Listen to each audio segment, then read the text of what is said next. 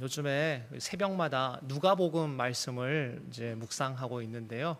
이번 주 중에 나온 말씀 중에 예수님께서 그 이사야 말씀을 인용하시면서 주님이 이 땅에 오신 목적에 대해서 말씀하신 그런 본문이 있었습니다.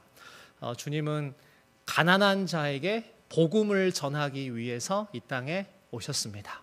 근데 이 가난한 자들이 누구인가?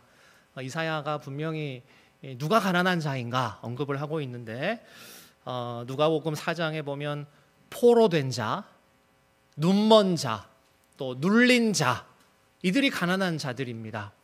그러니까 예수님께서 이 땅에 오신 이유는 복음을 통해서 주님께서 포로된 자에게 자유를 주시고 또 눈먼 자를 보게 하시고 또 억눌려 있던 자에게 자를 자유롭게 하시는 그런 사명을 가지고 주님이 이 땅에 오셨다라는 거죠. 일주일 동안 그 말씀을 이제 제가 설교 준비도 하고 계속 그 말씀을 묵상을 하는데 예수님께서 포로된 자들을 자유롭게 하시기 위해서 이 땅에 오셨다. 이 말씀이 그렇게 위로가 되는 거예요. 사실 저와 여러분도 늘 무언가의 포로가 되어서 살아갈 때가 얼마나 많습니까? 무언가에 사로잡혀서 벗어나지 못해서 그것에 포로가 되어서 우리의 마음이 완전히 사로잡혀서 살 때가 참 많이 있는데 예수님께서 포로된 자에게 자유를 주시겠다 하는 이 말씀을 계속 묵상을 하니까 그게 그렇게 위로가 되고 또 소망이 되었습니다. 여러분은 무엇에 포로가 되어서 살아가고 계신다고 스스로 생각하십니까? 요즘에 많은 경우에 다 우리 아이들만 보더라도 핸드폰에 포로가 되어서 이 아침에 놓고 오면은 불안해서 하루를 살 수 없을 정도로 핸드폰에 사로잡혀서 사는 분들도 아마 대부분 그렇지 않을까 이런 생각을 드는데요. 또 건강할 때는 모르지만 우리가 병에 걸리면 누구나 질병의 포로가 됩니다. 이게 돈이 많다고 해결되는 게 아니에요. 누구나 예외 없이 다 병에 걸리면 병의 포로가 됩니다. 그래서 평생 질병과 싸우며 살아가는 분들도 많이 계시죠. 또 어떤 분들은 마음에 누군가를 미워하는 그런 마음, 또 시기하는 마음, 분노 이런 것에 포로가 되어서 그런 감정에 사로잡히면 굉장히 힘들어요. 근데 그런 감정에 포로가 돼서 살면 이제 인간 관계가 어려워지는 겁니다. 그것이 이제 드러나기 때문에 그런 부정적인 감정에 포로가 되어서 살아갈 때도 우리가 참 많이 있죠. 또 어떤 분들은 어둠과 죄의 세력의 포로가 되어서 살아가는 분들도 있습니다. 육신의 정욕의 포로가 되어 사는 분들도 있고 죄가 죄인 줄도 모르고 그것을 행하면서 살아가는 분들도 많아요. 그러니까 가만히 생각해 보면 이 세상 사는 사람들 한 사람도 예외 없이 누구나 다 무언가의 포로가 되어서 지금 살아가고 있습니다. 저와 여러분도 때로는 육신의 질병의 포로가 되기도 하고 우리의 마음도 욕심에 붙잡혀서 포로가 되기도 하고 또 우리의 영혼이 어둠의 세력에 붙잡혀서 포로로 살 때가 있습니다. 그러나 오늘 예수님께서 누가복음 가운데 선포하신 주님의 놀라운 음성을 한번 들어보십시오. 주님은 포로된 우리에게 자유를 주십니다.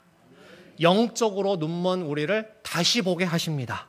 그리고 상하고 깨져버린 우리의 마음을 새롭게 회복시켜 주신다는 거예요. 이 저녁에 우리가 기도할 때에 복음 안에서 누리는 진정한 자유함을 허락해 주시옵소서. 우리가 눈뜬 맹인으로 살아가는 것이 아니라 우리의 영적인 시력을 회복시켜 주셔서 하늘의 신령한 세계를 바라볼 수 있도록 우리를 위해 지금도 일하고 계시는 하나님의 놀라운 손을 우리의 믿음의 눈을 들어서 바라볼 수 있도록 또 우리의 눌려있던 모든 부정적인 감정들이 치유되는 은혜를 달라고 기도할 때에 복음의 능력으로 회복되는 저와 여러분 될 수 있기를 주님의 이름으로 축복합니다. 여러분 우리 개인도 누군가의 무언가의 포로가 되어서 살아가지만 집단적으로 포로가 되기도 합니다. 공동체적으로 포로가 되는 거예요. 여러 사람이 집단적으로 어떤 단체가 기관이 다 포로가 되기도 하는데 제가 참 좋아하는 학자 중에 마이클 홀튼이라는 개혁주의 신학자가 있는데요. 이분이 쓴 책 중에 세상에 포로된 교회라는 아주 수작이 있습니다. 이건 우리 청년들은 정말 같이 한번 읽고 책 나눔을 해야 할 정도로 굉장히 중요한 책인데, 이 마이클 홀튼이 이제 세상에 포로된 교회, 벌써 제목에서 뭔가 느껴지시죠? 1990년대 초반에 미국 교회들을 이렇게 진단을 하면서 쓴 책인데요. 미국의 교회들이 대체로 큰 교회들을 중심으로 점점 정치적인 이념의 포로가 되어버렸습니다. 정치적인 사상이 교회를 사로잡은 거예요. 그래서 강단에서 설교를 하는 목사들도 복음을 선포하는 것이 아니라 강단이 점점 정치 선동의 도구가 되면서 교회는 돌이킬 수 없이 세속화가 되어 버렸습니다. 여러분, 교회가 정치 세력과 결탁하는 순간 이미 세속화의 길로 들어선 겁니다. 교회가 예수 그리스도의 포로가 되고 복음의 포로가 되는 것이 아니라 정치 이념과 정치 세력의 포로가 되어서 교회의 교회다움과 교회의 영광과 교회의 거룩함을 다 상실해 버렸다라는 것이 마이클 홀튼이 세상에 포로된 교회라는 책에서 미국의 많은 교회들을 진단하면서 쓴 책의 그 취지입니다. 이 책이 1990년대 미국 상황을 염두에 두고 이제 쓰여진 책인데, 한 30년이 지난 오늘날 한국 교회는 어떻냐고요. 한번 돌아보는 겁니다. 오늘날 우리 교회는 어떻습니까? 최근에 나라가 많이 어지러지면서 한국 교회도 집단적으로 무언가에 사로잡혀 있는 듯한, 무언가의 포로로 자꾸 끌려서 이리 끌려다니고 저리 끌려다니고 있는 듯한 느낌을 지울 수가 없습니다. 원래부터 정치색이 짙었던 몇몇 대형 교회들, 이름만 이야기하면 다 아실 법한 그런 대형 교회들이 교회의 정치화를 주도해서 굉장히 한국 교회가 안 좋은 영향을 많이 받고 있지 않나라는 그런 생각을 하는 거예요. 오죽했으면 이번 주 CBS 뉴스에 나온 기사입니다. 고신교단인데, 고신교단은 우리나라에서도 굉장히 신학적으로 보수적인 교단이고 굉장히 건강한 교단이에요. 그 교단 목회자들과 성도들이 이제 부산에 있는 유명한 큰 교회 목사님을 고발을 했습니다. 그러니까 이 교회 강단이 너무 정치적인 선동이 되고 특정 막 정치인을 막 비방하면서 설교 시간에 너무 이렇게 정치적인 이야기를 하다 보니까 선을 넘어도 한참 넘어버렸다, 이렇게 진단을 하고 같은 교단 목회자들이 이 그 고신 총회 앞에 몰려가가지고 이 목사를 징계해달라고, 이래서는 안 된다, 그렇게 고발하는 안타까운 사건이 있었던 거예요. 여러분, 강단의 타락이고 교회의 세속화가 한국 교회에도 이미 많이 들어와 있다는 거 아닙니까? 그러니까 한 사람의 설교자의 역할이 얼마나 중요한가, 저는 그 기사를 보면서 저 스스로도 경각심을 갖게 되었는데요. 우리 여러분들도 담임 목사를 위해서 많이 기도해 주셔야 됩니다. 우리 특별히 강단에서 하나님 말씀을 맡은 말씀 사역자들을 위해서 기도해 주셔야 돼요. 여러분, 제가 막 좌우 분별을 못하고 이 강단에 서서 막 정치적인 선동을 하고 복음을 이야기하지 않고 특정 어떤 이념에 사로잡혀서, 그것도 개인적인 신념입니다. 목사 자신의 개인적인 신념을 강단에서 성도들에게 막 선동하고 강요하면 여러분, 거기에 은혜가 있습니까? 그것이 설교입니까? 그런 것은 설교라고 할 수도 없어요. 하나님이 그런 교회를 기뻐하시겠냐고요? 아니라는 겁니다. 여러분, 어지러운 때일수록 여러분 기도하실 때에도 정말 성령의 음성을 잘 분별하시고 내가 어떻게 기도하고 우리 교회가 어떤 방향으로 가야 할지 잘 분별하셔야 된다는 겁니다. 여러분, 그런 차원에서 오늘 읽은 본문 말씀은 정말 중요한 본문이에요. 역대하 7장 14절, 내 이름으로 일컫는 내 백성이 그 악한 길에서 떠나 스스로, 예전 이제 번역에는 겸비하고 스스로 낮추고 기도하여 내 얼굴을 구하면 내가 하늘에서 듣고 그 죄를 사하고 그 땅을 고칠지라. 그러니까 진정한 이 땅에서의 참된 부흥과 회복이 어떻게 가능할 것인가?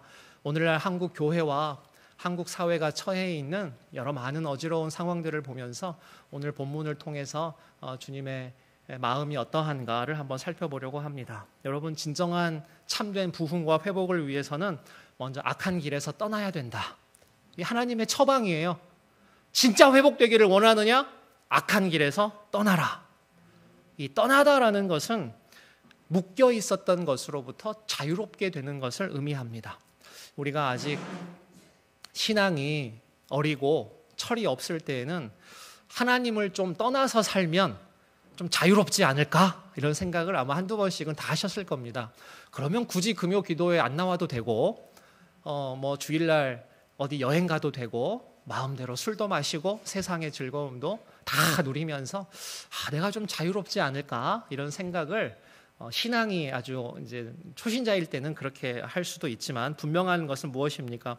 우리가 하나님을 떠나는 순간 우리는 자유로워지는 것이 아니라 어둠의 권세에 사로잡히게 됩니다. 하나님과 멀어지는 순간 그것은 우리에게 자유가 주어지는 것이 아니라 어둠의 권세의 포로가 되는 순간인 거예요. 지금도 우리 2층에서 유초등부 우리 아이들 겨울 성경학교를 하고 있는데요. 우리 자녀들이 교회를 떠나는 순간, 우리의 자녀들이 예배의 자리에서 멀어지는 순간 그들은 중립지대에 머무는 것이 아니라 바로 사탄의 포로가 되는 것입니다. 여러분, 중립지대라는 것은 없습니다. 하나님을 떠나는 순간 육신의 정욕의 포로가 되고, 하나님을 떠나는 순간 돈의 포로가 되어서 돈에 사로잡히게 되고, 하나님을 떠나는 순간 과거의 아픔과 상처의 포로가 되어서 살아갈 수밖에 없습니다. 오늘 본문에 보면 그 악한 길에서 떠나라라는 것은 지금까지 우리를 사로잡고 있었던 모든 음란함과 혈기 부리는 것, 미움과 분노와 시기와 거짓말하는 것, 염려하고 걱정하고 불신하고 미워했던 모든 부정적인 감정, 이런 것들로부터 자유롭게 되는 것입니다. 여러분, 근데 그게 우리 마음대로 됩니까? 내가 가지고 있었던 이 부정적인 생각들 내가 오늘부터 버려야지 한다고 됩니까? 그렇지 않아요. 그게 되지 않습니다. 그 유일한 방법이 그 다음에 나와요. 우리 7장 14절 한번 다시 보십시오. 내 이름으로 일컫는 내 백성이 그들의 악한 길에서 떠나 스스로 낮추고 기도하여. 여러분, 이게 그 방법입니다. 악한 길에서 떠나 스스로 낮추는 것입니다. 이게 예전 성경에는 겸비하여라고 이렇게 나와 있는데, 낮추다라는 말은 무릎을 꿇는 겁니다. 엎드린다는 말입니다. 새가 이 창공을 날아다니는 새를 한번 보시면요, 이렇게 날개짓하면서 참새 날아다니는 걸 보면 방향을 가늠할 수 없습니다. 지 가고 싶은 대로 막 다녀요. 막 이렇게 날아다니다가 어느 순간에 날개를 탁 접고 사냥꾼에게 딱 잡히는 순간이 있다고 한번 상상을 해보십시오. 여러분, 그것이 낮춘다라는 말의 의미입니다. 마음대로 내가 날개짓을 하다가 이리 가고 싶고 저리 가고 싶고 내가 마음대로 하고 싶은 대로 살다가 나 자신의 날개를 접고 누군가에게 딱 사로잡히는 것, 그것이 겸비하다라는 말의 의미예요. 우리가 하고 싶은 대로 살다가 내 마음대로 살다가 진짜 자유롭게 되는 순간은 내 방식의 삶의 날개를 접고 예수 그리스도의 포로가 되는 바로 그 순간입니다. 여러분, 우리가 예수님께 포로되었을 때 그때가 진짜 자유인 거예요. 요한복음 8장 32절에 너희가 진리를 알지니 진리가 너희를 자유케 하리라고 했습니다.